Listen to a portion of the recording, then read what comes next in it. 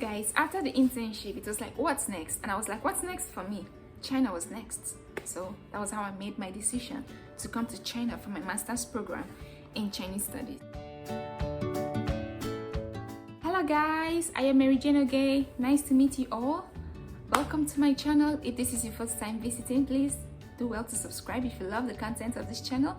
And if you're returning, love you all. Today is going to be a story time with me, telling you guys how I studied the Chinese language. Before delving into this video, I hope you guys will love listening to me talk, because I love sharing my stories with you guys.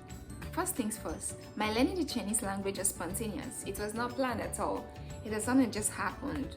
Although before then, I had this desire to want to know more about the language. I loved watching Jackie Chan, his movies. Most of his movies were in Chinese, so that's when the curiosity for the language started. So I just had this desire to want to know more about the language. And 2017 was just a wonderful year. When the year began January, I just had this amazing opportunity after my undergraduate program, which by the way is so different from Chinese. I studied biochemistry. So I just had this opportunity to go down to Oka, which is a place in the eastern part of Nigeria. I went there because we have the Chinese Confucius Institute over there.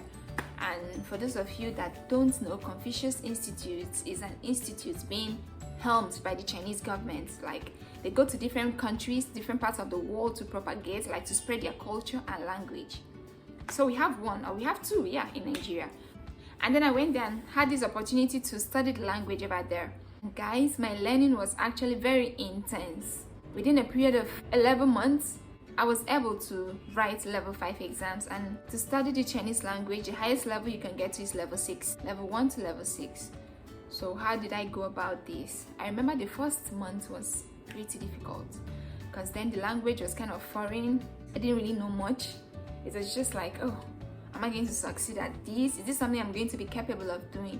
But I didn't give up. I kept pushing. And we had lovely teachers. We had local teachers, that's teachers who are Nigerians teaching Chinese. And then we have foreign teachers, that's the Chinese coming to teach the language. So it was really helpful, because when we felt down, my own part, when I felt down, the teachers, they get to encourage me, telling me not to give up, and this is something I could do.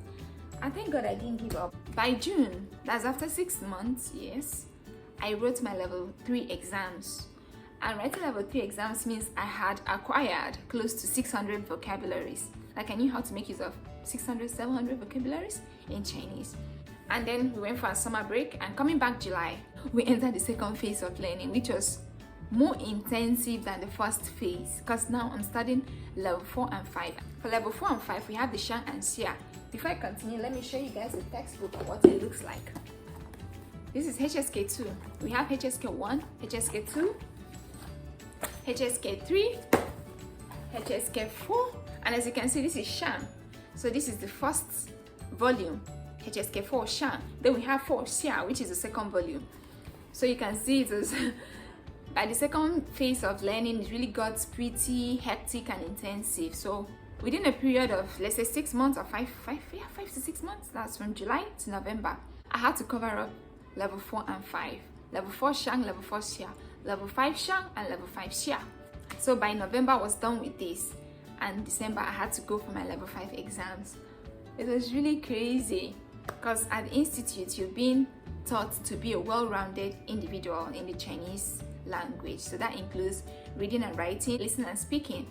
So the training, the learning process was so intensive, but by December I was able to write the exams, and guess what?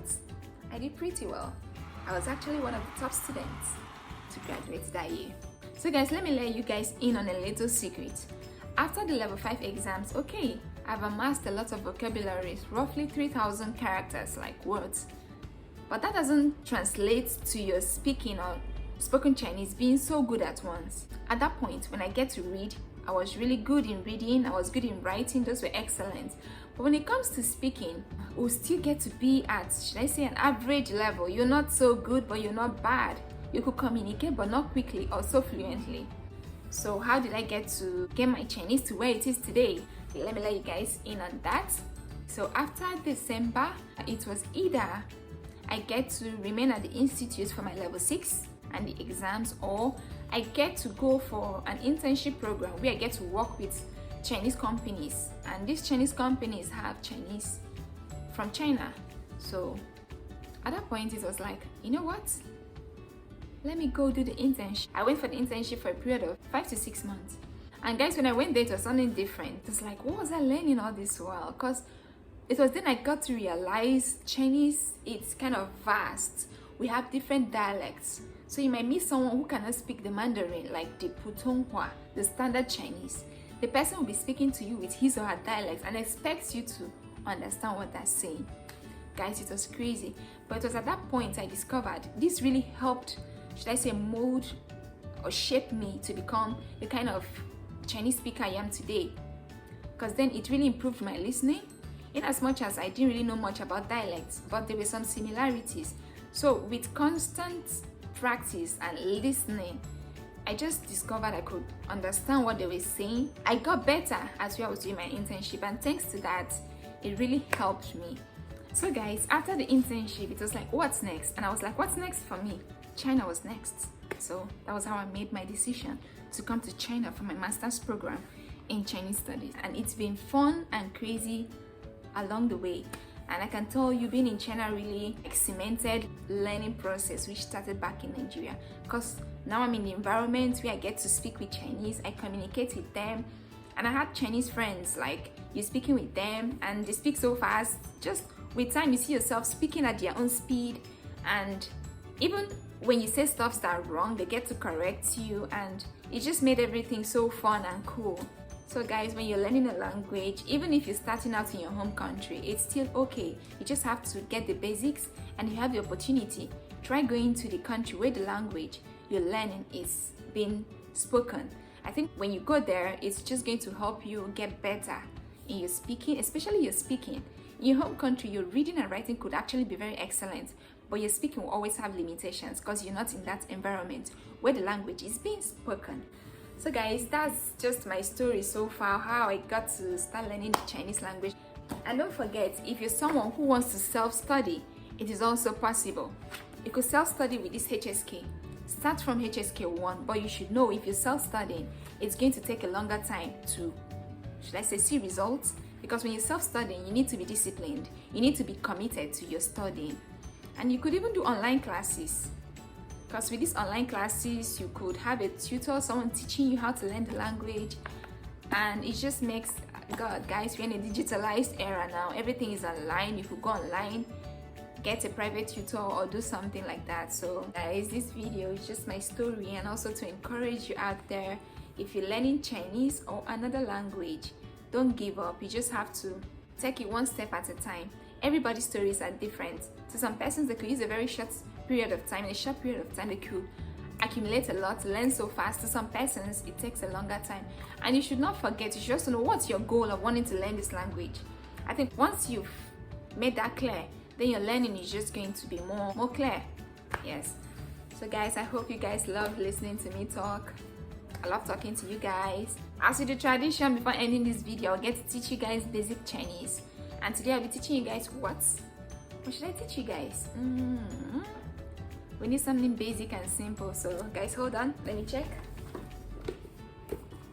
Okay, today I'll be teaching you guys, if you've been following my videos, you will find out I've taught you guys quite a lot. We've learned how to say hello, how to ask how are you, how to ask what's your name, how to count 1 to 10 in Chinese. So for today, I'll be teaching you guys how to ask how old are you in Chinese. So how do you say how old are you? 你多大了? You guys can actually repeat after me. 你多大了? One more time. 你多大了? Okay, you want to say? Let's try using, because I taught you guys how to say 1 to 10. So let's try using numbers between these. Let's say I am 5 years old. How do you say that? 我5岁. 我5岁. Okay guys, that's it for today. And please, if you've not subscribed to my channel yet, please don't forget to click the subscribe button, and I'll be seeing you all in my next video.